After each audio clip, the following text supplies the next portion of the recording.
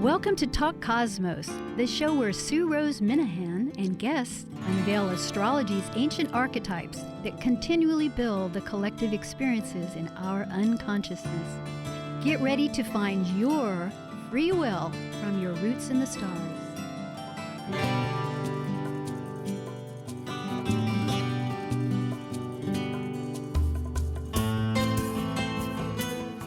And hello, welcome. Talk Cosmos. Today is April 27, 2019, and we're actually doing Taurus archetype. Last week was the Taurus cosmic collaboration, but this is the first week that we're starting a one-to-one conversation with another guest. Taurus is where spirit comes into form. And in one way, that could put up a duality of thoughts. It does from the physical aspect, but that's really what the crux of our conversation today with this guest will be, is that spirit comes into form and not just creates it, leaves it. It's a constant dialogue, and it's a matter of checking in with that conversation of our spirit that so many of the sages of every religion and throughout has told us about, and that the word esoteric that is in the title for tonight is actually means hidden. It's the hidden information only because the spirit isn't seen by the deliberate eyes that want to see the matter. You know, there's a lot of mythology that goes relating, of course, with Taurus and Venus. And one of the most famous ones is about the Minotaur of Crete, Minataur, this creature that ate flesh, which in a sense might relate to the fact that when we see matter, that's all we do. We want more and more and more of the physical without realizing where did it come from and having that wholeness. Because really, when spirit goes into form, there's still a wholeness. It has fragmented from the whole, but yet it's still unified, which will again be a theme. So in this story from the Grecian mythology, I'll just briefly present, and this also was a talk last year with June Rose Trimbach on May 12th, 2018. You can check out the archives, which are always there, audio archives at Talk Cosmos, and all the bios of everybody. And at that time, Adrian gave a ball of golden thread to Theseus, and he was to unwind it as he traveled through this labyrinth in Crete. And he had been sent as a sacrifice, but in reality, he was displayed as Minotaur that dwelt at its center. And you could say, because it all is metaphors of speech and understanding and looking at these ancient ways of understanding, that it is of us that we are slaying in order to have new life, to have that life connected with the spirit. And so it's only by the means of that gleaming thread that he held that he was able to return out of it. And in this particular book, it's a little book called The Golden Thread by Natalie N. Banks, represents that the king represents the spirit. Adrian, who is the daughter of the King Minos, the king, is the soul. Theseus, who she was, her beloved actually, was a personality. And I don't mean to confuse it with these extra parts, but there is a story, the actual literal story. And so that's why I was mentioning why these are. But symbolically, they represent spirit, soul, personality. And the Minotaur, ignorance, greed, and selfishness. As for whose sake are we doing things? Yay, our own. Well, maybe not, because it is that matter of exchanging and needing resources. And the labyrinth, the darkest stage of the descent, is what it says, represents. And the golden thread, the teachings of the ageless wisdom. So for today, our particular guest, which I'm most happy to announce, is Ben Mabry, and he's a yogi, esoterist, well, let me just read this. He is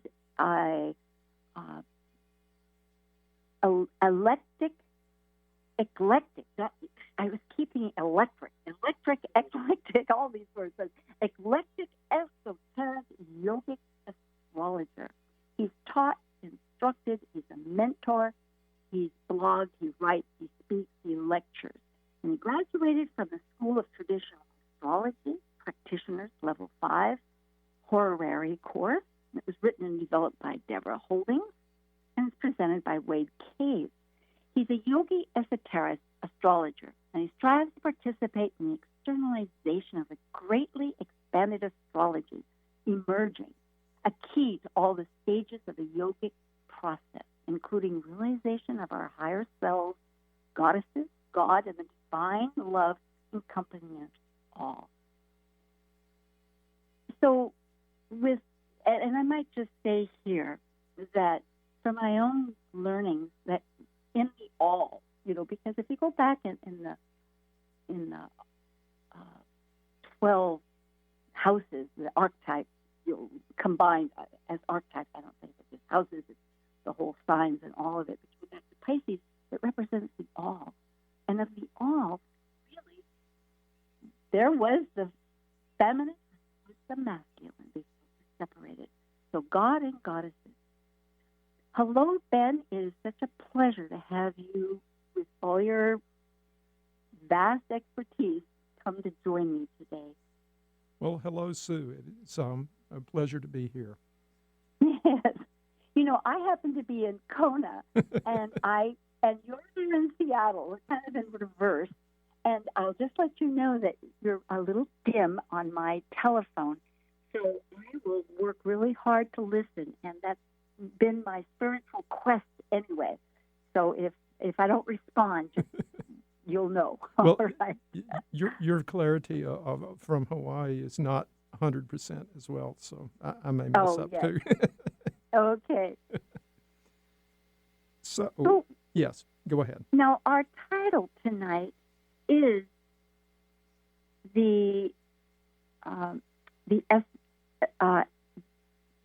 I'm trying to see it right here in front of me, but at any rate, it is the esoteric, the implication of Taurus, the third eye. Thank you. The third eye, the implication of Taurus. So perhaps I need to ask you what immediately comes to your mind when you want to share about that. Okay. First of all, the third eye has most commonly been associated with one of the 7 energy centers in the human body called chakras in the Sanskrit language. Chakras means wheels. Yes. And they're basically spinning wheels of subtle energy that unite the physical body with what is called the etheric body, the astral emotional body, the lower mental body, the intuitional body, the higher bodies of the human being. And there are different ways that they resonate to different sevenfold levels within that configuration. And the sign of Taurus actually has a resonance to the next to highest chakra. I'll name the chakras in order from lowest on the spinal column spectrum to the highest. The lowest is the chakra of earth, and it relates to how we process earth. It is where we finish the processing of the earthen elements that we eat. By lowest, it's the most dense. It's the most dense. It is the most dense, and it is located where we do expel those solids at the base of the spine. And the next one up is in the area of the groin, where we finish our processing of liquids. So it's that progression from earth to water. And which is like the spirit of life, yes, the water.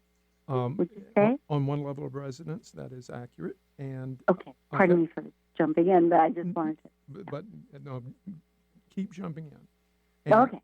And the third chakra up is the said to be the one of fire, and it's where we combust, so to speak, our foods in our bellies. Okay, so it's in the belly area. And then the fourth one up is the chakra of air, and that's where we process air in our lungs, our breathing.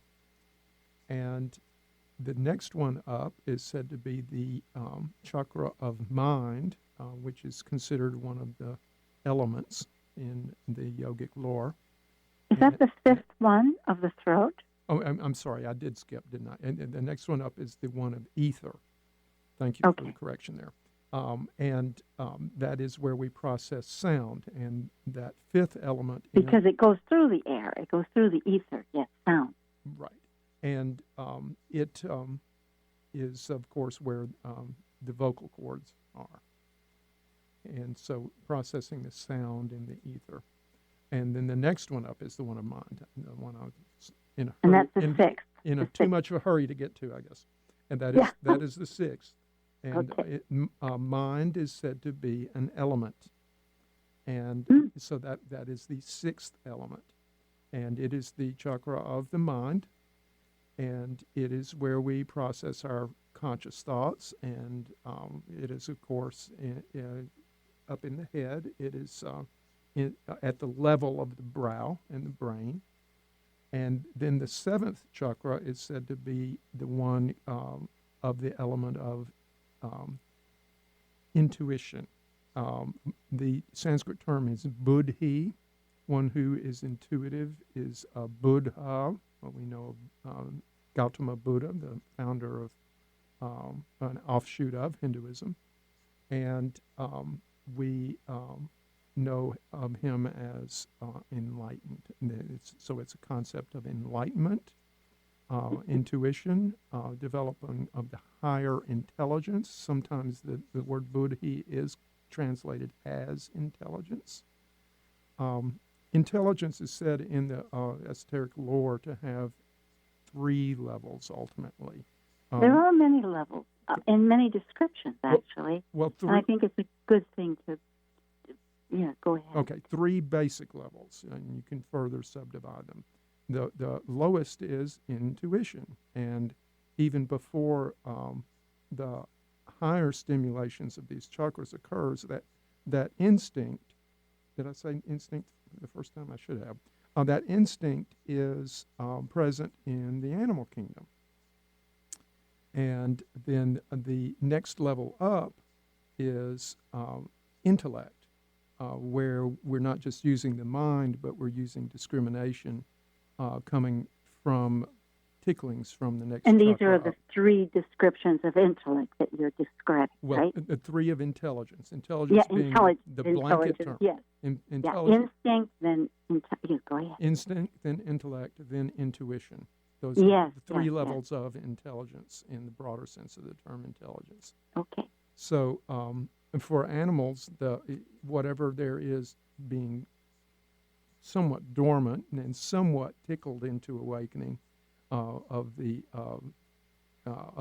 7th chakra is instinct, and then in the normal day-to-day human, that is the intellect. And as the human is developing the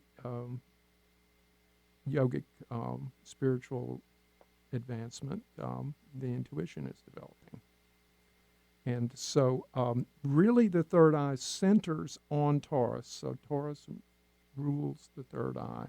But the third eye does gather the energy of the top chakra and the one below the brow chakra as well. Because it is on this, just to let the audience, because many people are familiar with chakras, but for those that are not, it gets a little bit abstract when you say above or below what.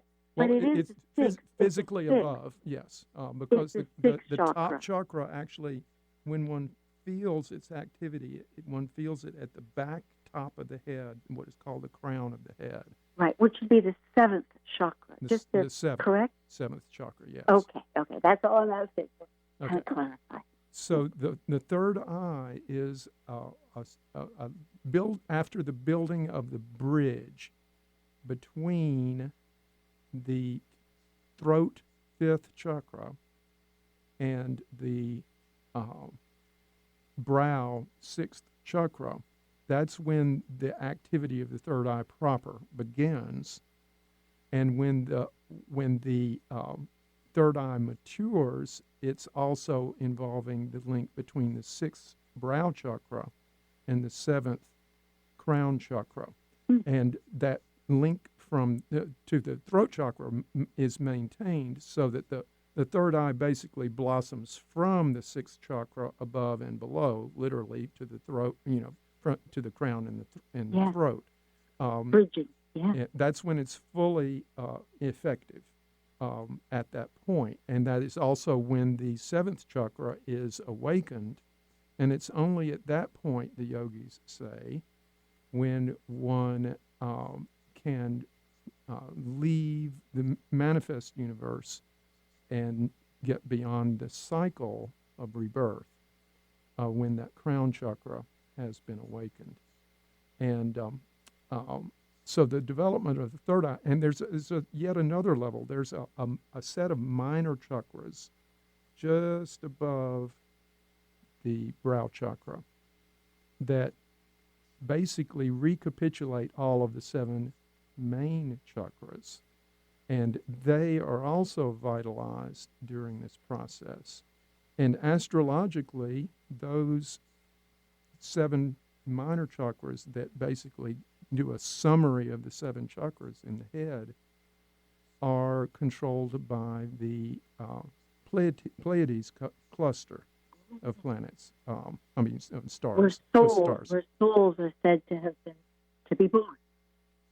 Yes, there's a cross lore that has been channeled by various people that says that the human on Earth was seeded by the humanity on planets in the Pleiades star cluster system. The Pleiades are not just a constellation, in other words, stars that appear close just because they do so from our looking at them in this direction. But no matter what direction you look at one of the stars in the Pleiades in, you'll see the others as well, because they're a true cluster very close to each other. I've been on mountaintops or on observatories. It's one of the favorite sights to see through a telescope. It's really pretty remarkable. Well, I'm speaking from one could argue a slightly goofy perspective. If you were looking from another solar system on the other side of the Pleiades than from ours, it would look like a cluster of the same stars, because those stars are genuinely close together. Like a lot of our constellations, when we're looking at stars, they're not really close together. They just happen to cross our line of sight. Yes, it's from our perspective, yes. Right. But here they actually are a cluster. The Seven Sisters, I think, are called, aren't they? Yes, the Seven Sisters, and they actually modulate the stars of the Great Bear constellation, which in esoteric lore is said to, it's not a star cluster, it's a constellation. The stars are not close together, but in terms of anchored for the humanity of our planet, they deal with the seven main chakras. So you have basically the Pleiades, which, like if you look at the shape that the Pleiades have for us, it looks like a tiny Big Dipper. You know, we have the Big Dipper, the Little Dipper. I call them the littlest dipper. And you call them the, I can't quite hear. What was that? Yes, I call the Pleiades the littlest dipper. They're like the third. Oh, yes. Yes, they're the third dipper. That's interesting, like the three bears, the big bear, the middle bear, and the little bear. Right. And, of course, once again, they are in the constellation of Taurus, and they are part of it. Yeah. And so they're a very key part of it. And they help but the Sanskrit word for the sixth chakra is ajna, and that means no lack of knowledge.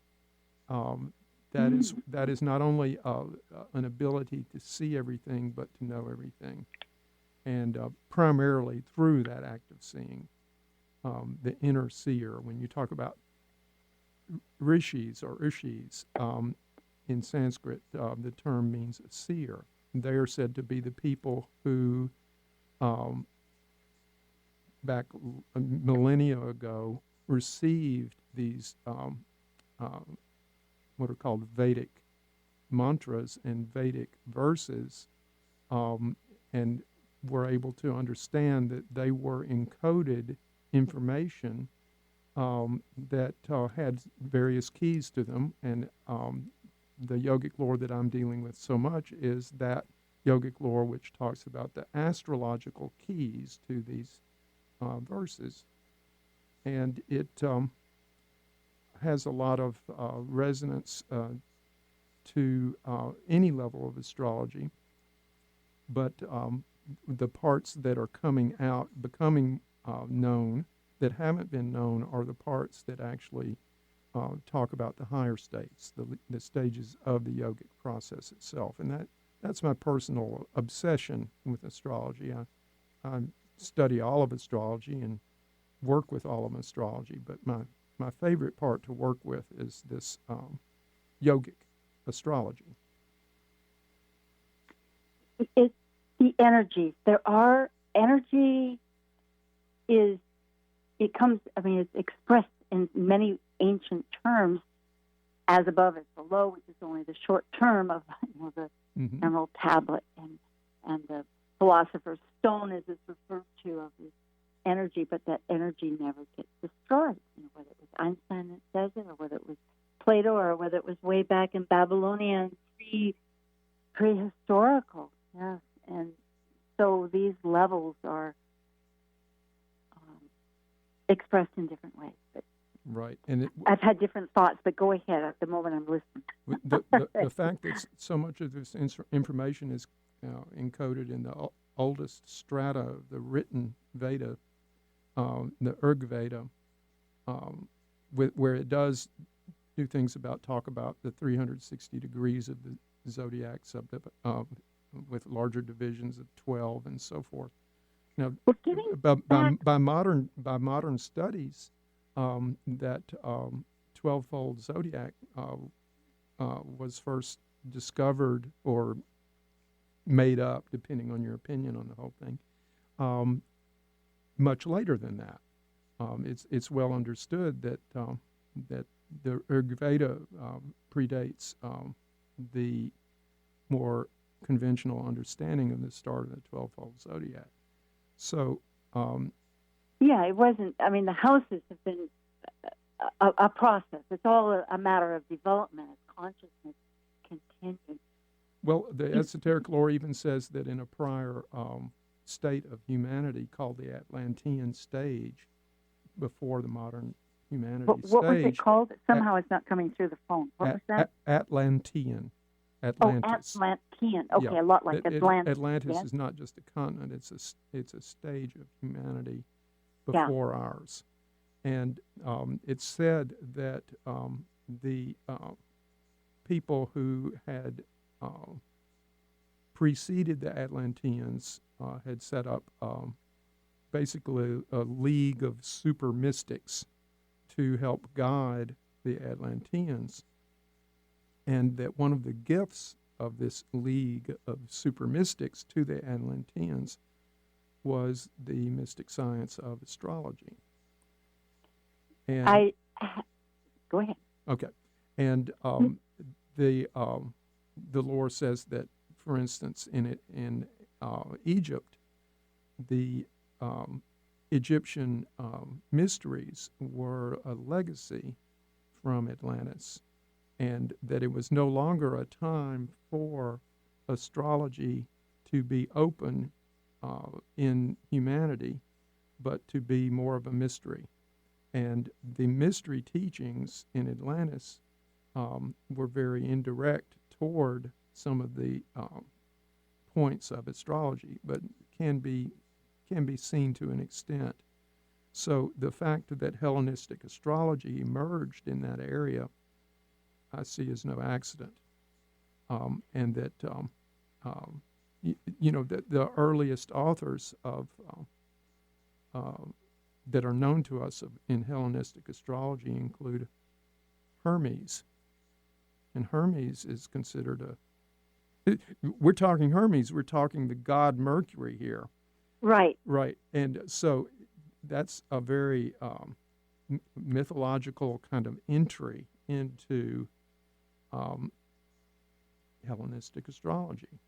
And then, of course, none of the authors after that were said to be a god or some mythological figure.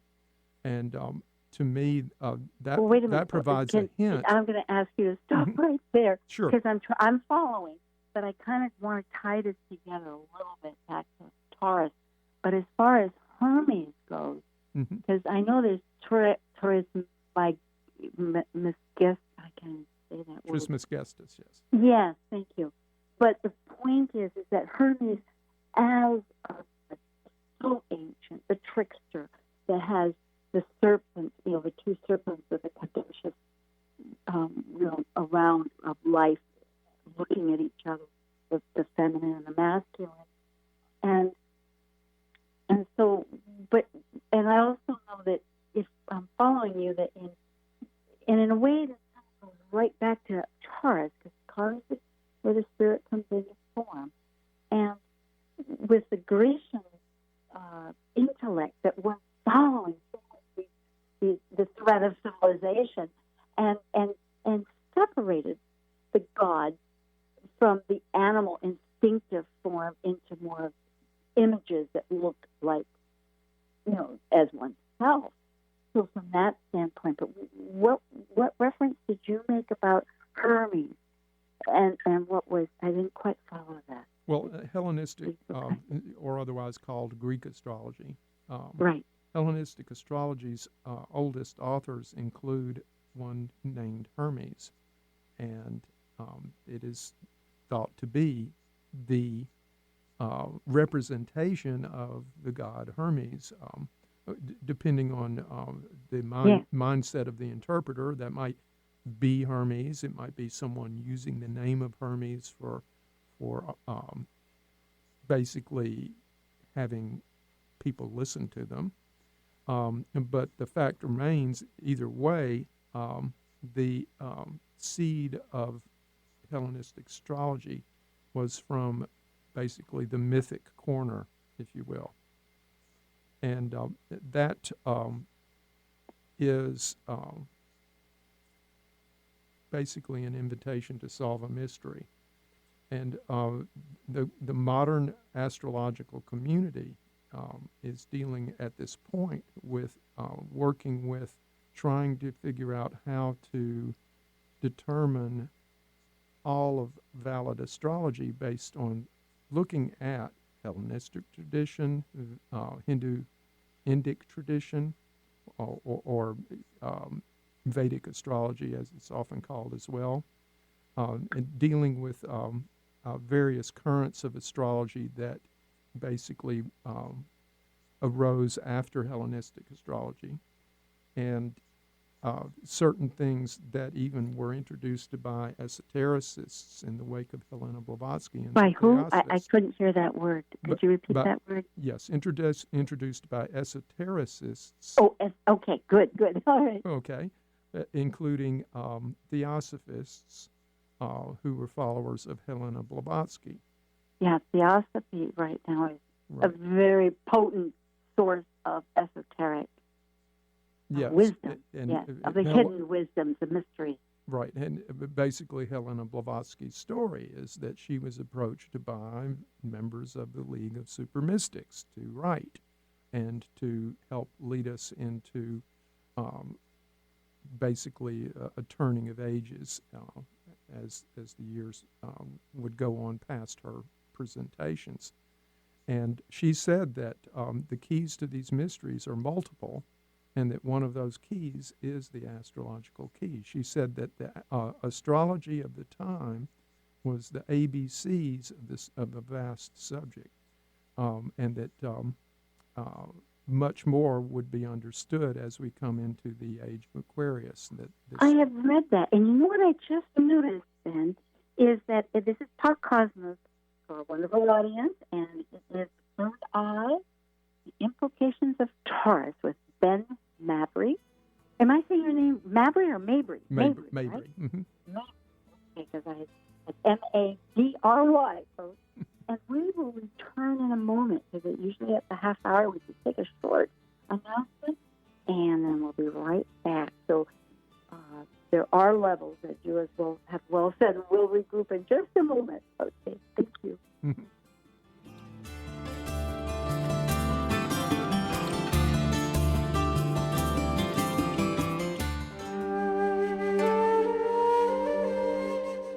While we take a break from this week's edition of Talk Cosmos, let's take a look at this cycle's archetype.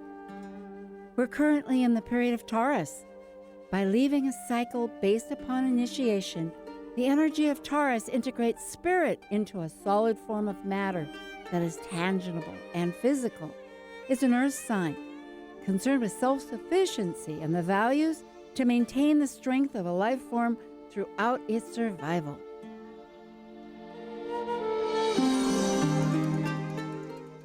Hi, this is June Rose Trimbach. I'm an astrologer and healer, and you're listening to Talk Cosmos on Alternative Talk 1150 AM, where we unveil astrology's ancient archetypes that continually build the collective experiences in our unconscious. Alternative Talk 1150, online at 1150kknw.com. Hello, Ben. Are you there? I am here. All right. Well, I tell you, it's amazing. It's really, there's so many. Well, we're talking about many levels of life here, and we're trying to get. I'm experiencing the distance in various ways. It can sound good struggling, so I'm so glad. So let's go to that sixth chakra and tie in that esoteric third eye. Okay. To the realities, this expression. You know, meditation for me was being read and listening. And there are these levels. I'm not sure if the audience can tell what you're saying, but I'm getting garbling at this point. Oh, can you hear me now? I can. Okay. What I'm saying is that let's go back to the third eye, the sixth chakra, Mm-hmm. and talk about the yogic practices. I know that meditation is a primary way, that there's ways of chanting of words, there's the ways of silence, there's levels of light and sound that come in, because Taurus is actually in some ways, because it's matter, it is instinctive. And so, and also, if in the esoteric energy of the third eye, if it has to do with love and wisdom, if you could tie those together. Well, definitely. As that bridge is being built from the throat chakra to the brow chakra, we are dealing with the bridge between Manas and Buddhi. And so that definitely relates to the third eye and chakra relating to Buddhi, or intuition, intelligence. And the ajna, or no lack of knowledge chakra, the sixth chakra, is the intuitive chakra. And it is accompanied with a literal inner seeing, where basically the inner world is made manifest. The manifestation is related to the earth element that is the element of Taurus, and related also to the mode, the activity mode of Taurus, which is the fixed, in other words, the gathering and holding of whatever the involved energy is. So basically, the Taurus is playing here by gathering a whole material world into perception. Okay. So if, with esoteric thought, which really means hidden, is just one word because so often it's used often. And the original Greek for esoteric meant more hidden. Meant what? Meant more hidden. Eso meant hidden, and esotero meant more hidden. Okay.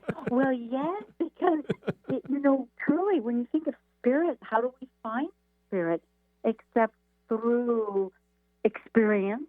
I know that there's very many religious, or not religious, there's religion has deities as far as a definition. But there's so many esoteric attached to every religion. Is that there's, whether it's Sufi or whether it's Kabbalah or whether it's Christian mystics or whether it's Zoroastric. I mean, there's many, and then there's others, but it's through the experience. There's one that believes, Buddhism. Buddhism says it's all experience. But experience is how. It's not because we touch it. It's because we have changes. Yeah. Oh, definitely. And that Taurus third eye change is a change to fully manifest that spiritual world to the consciousness, grounding the spiritual world and uniting us with the spiritual world.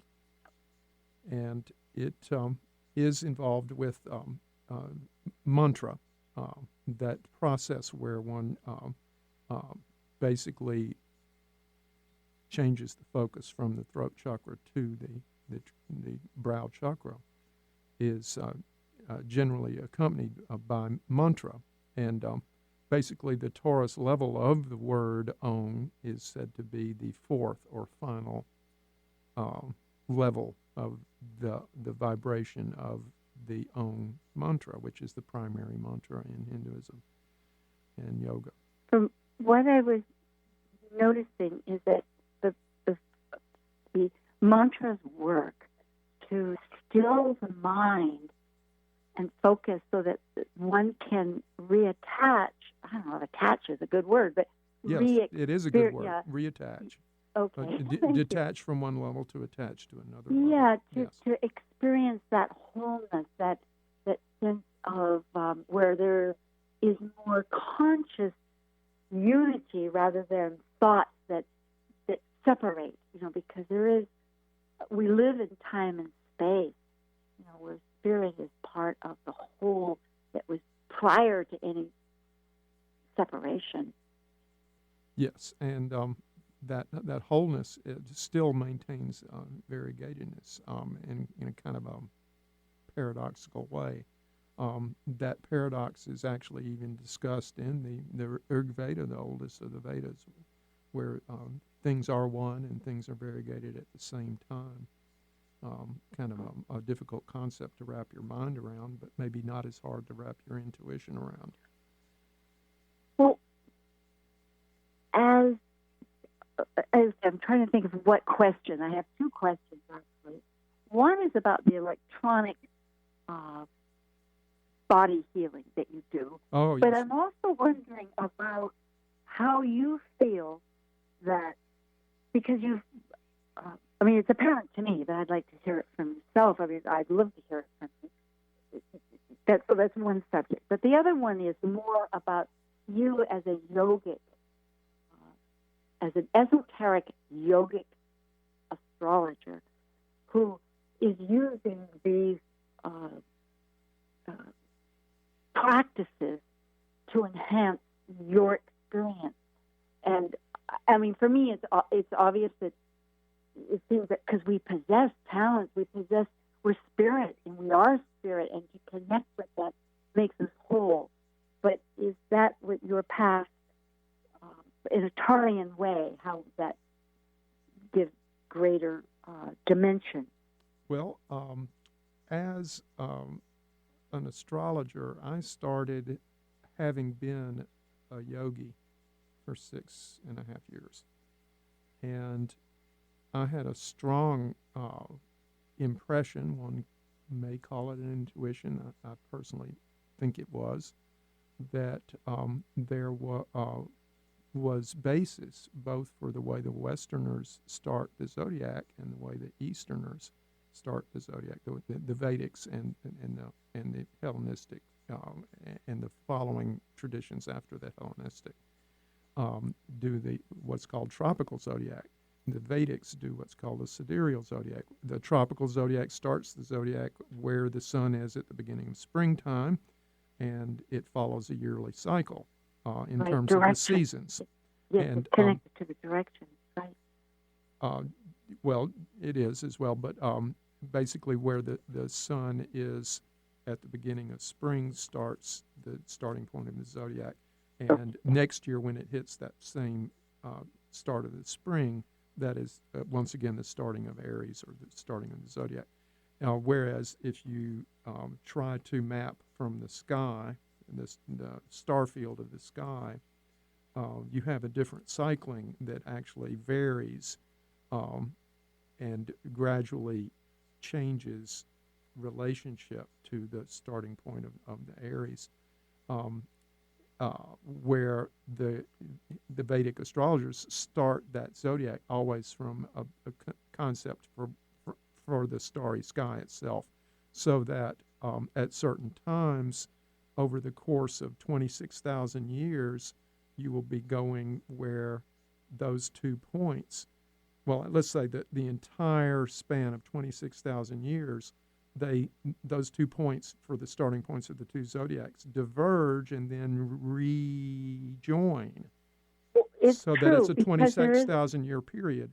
And it's the precession of the equinox. yes, We have a tilt to the we have 23.5 degrees, the axis. The tilt of our just axis into our audience, and toward so therefore, toward the sun. Yes. Yeah, and we changed our stars. Back 5,000 years ago, it was Thurbin. Right. It wasn't Polaris. And when we talk about the age of Aquarius or the age of Pisces or the age of Aries or the age of Taurus, which the primal Taurus incarnation of Krishna incarnated in the age of Taurus. We have the symbol of the fishes for Jesus Christ, the age of Pisces. Yes. And those ages cannot be ages unless you consider both zodiacs. So we have, once again, a religio-mythic, if you will, backdrop to an intuitive push toward using both zodiacs and figuring out how to use both zodiacs. So when I started being an astrologer, I did that. I went, I have to use both of these. I have to figure out how these two zodiacs are working. And fantastic.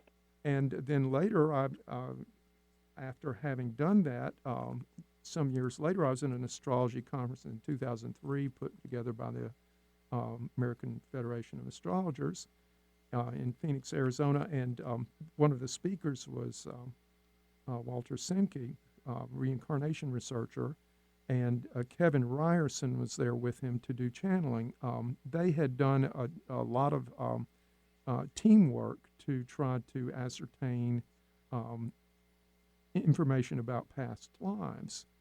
And there was a particular section where they were entertaining questions from the audience where Kevin Ryerson would channel answers. And I was going to ask, well, what about tropical and sidereal zodiacs? Well, it turned out that the person who was kind of a third person on stage there to be kind of coordinating the questions from the audience, he just happened to go ahead and ask that question. I was going, well, that's okay. I can dig with that. And then the answer was 100% in accordance with the different ways I use the two zodiacs. Said that they're both true, and that they just work on different parts of the being. One works on, and it used the Egyptian terms, Ba and Ka, and basically it was explaining that for the greater astral body, or what the later theosophists of Alice Bailey's group would say, the personality that combines, coordinates the physical, emotional, and mental part of our being, that the tropical zodiac deals with that, and that the greater causal body, which deals coordinating that mental body part with the intuitional body and then the next one up, that deals with the sidereal zodiac. So and this is how I fit, kind of I see as a postmodern astrologer using esotericism. I was explaining my system to Robert Hand, and he eventually said, "Well, Ben, I don't really do postmodern astrology." He talks about postmodern astrology a lot.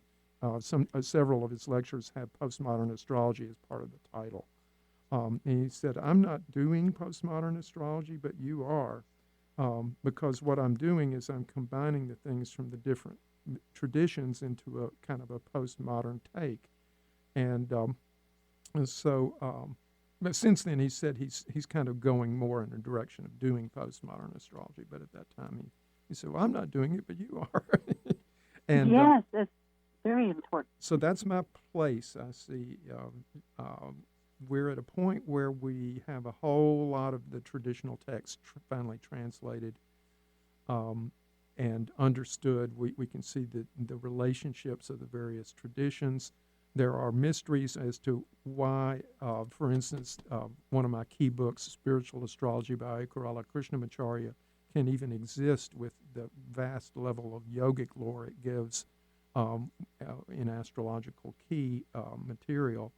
I showed it to Robert Schmidt, one of the big translators of the Hellenistic text. I guess probably the biggest translator. He passed away soon. Recently. He passed away recently. I showed him this book, and he looked through it, and he said, "What is this? Where is this from?" And it didn't make any sense as being something that could possibly exist. Period. It just didn't make sense to him because it didn't follow that arc of the development of horoscopic astrology that he was familiar with. What you're suggesting generally, and what we're really talking of as feedback, which I think is so valid, is to really break open away from our senses that see. We get conditioned, in other words, to what you see, to what you think, what we think is fixed, what we think is set. Instead of looking at polarities, which, as you've said, Vedic, whether it's sidereal, going to the fixed stars, or to the tropical, which has the vernal, March 20. Spring equinox point. Yes. That both of these operate, and that it's really a matter of stretching our consciousness to embrace, like we say, the unknown of the inner spirit, to embrace what we seem to be polarized on the other side, so that we can be whole, because there really isn't any duality when it comes to spirit. Yes. Oh, while I'm speaking, because I'm looking at the clock here, just wanted to mention to our audience that next week we continue with Taurus, and Madam Simon from Bainbridge Island, Washington, will be speaking, and she's a archetypal astrologer, and we'll be talking about, again, Taurean issues, but in a little bit different vein. It'll be about how science and technology, and not just science, but how technology is really working with nature, which will be great to realize.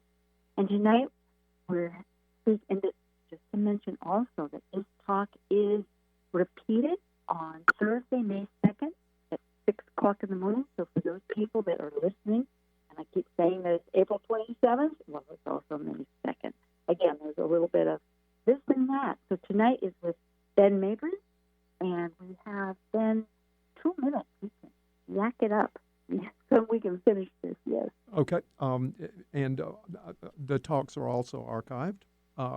And the one where I gave a short introduction last week, if you missed that, you'll get description of how the chakra system itself does map to the 12 signs. I won't take the time to do that now because we're about It to was wrap up. wonderful talk. I'm glad you brought it up. Thank you. Mhm. Yes. And Taurus is, in terms of the yogis, different yogas. Taurus is the sign of the devotional yoga, what is called a bhakti yoga. And therefore, the Taurian keys are very involved with the primary avatar of bhakti yoga, Krishna, where he is the cowherd and Moon exalted in Taurus is said to be the cow, and he is said to have been incarnated with Moon in Taurus and with Taurus rising. And the color of Taurus in the third eye meditation is the color of his body, that azure blue. Oh. And the bird associated with him, he's always seen with a peacock feather, is the peacock, and the peacock is bird of Taurus, who is said to be in antagonism to snakes, who are considered to be scorpionic, until a certain point when the snakes become representative of the Kundalini rising, in which case he becomes a friend of that kind of snake. Yes, through the body, through the spine, like two snakes going up the Kundalini. Yes, the caduceus is the Kundalini. And that is so beautiful. I'm so glad you brought that up, because that really is where spirit becomes that physical force of experience. Yes. That changing that energy in our body. Right. The Kundalini is the driving force of the chakra advancement. Yes. Well, in blue, we have about 10. Oh, we have those seconds. Well, blue. I love the idea that it's blue in a word. And I think of blue as truth. That is my own education. Is there a word that you could say it and then we have to hang up? Well, it's the color of Booty there. Okay. Yes. Ben, Mabry, thank you. And thank you, Talk Cosmos. Will be again, and listen to the archives. You can hear Ben on Thursday, too.